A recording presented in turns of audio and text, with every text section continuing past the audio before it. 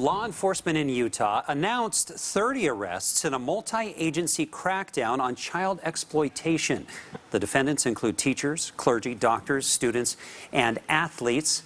And here to talk more about this is Salt Lake County District Attorney Gill in our Ask the DA segment.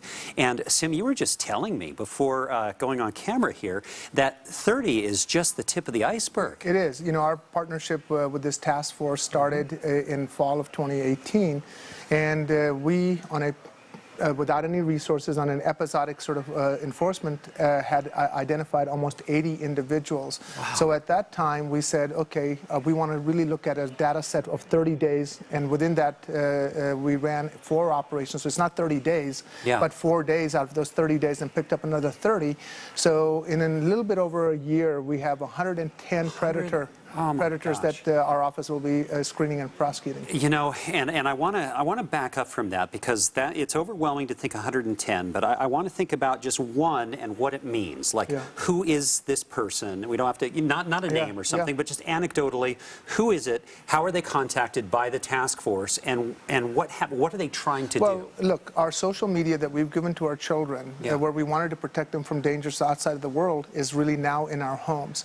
So there is no profile on this predator. It's anyone and everyone, in the sense there is no economic demographic, no educational demographic, no race demographic.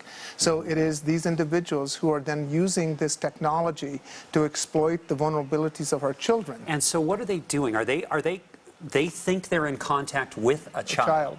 Okay, tell me about that. So, they think they're in contact with a child, and what happens? So there are different kinds of things on online enticement. They're often making contact to groom the child through explicit sexual conversation, and then try to make personal contact to physically or sexually assault that child. And then they're also exchanging in imagery of explicit child pornography. And then it's also a precursor to human trafficking with some of these children. And this is a problem on a national level. With the Children for Missing and Endangered Children had 10.2 million alerts that came in 2017. And so this problem is epidemic, because for every one person that we arrest, then the contact they allegedly made with the child, they may have had multiple contacts with multiple children, and there are multiple individuals that we have not caught because we just don't have the resources to be able to do it. But it is a team effort. It is stunning to hear these numbers and to hear what they're trying to do. And honestly, I think about, Kelly and I have this dynamic where she tends to be more worried and on top of these things, and I tend to think, you know what, statistically, unlikely to happen, don't worry too much. I get worried when you talk about this stuff. I get really worried. One of the things that we really want to encourage parents to do is to take that opportunity to really start having conversation with your children. We bought these technologies to keep them safe, and we really need to talk about what apps that they're using, who are they chatting with online, but more importantly, that the children are not to blame. It is not their fault, and they can come and speak openly and honestly.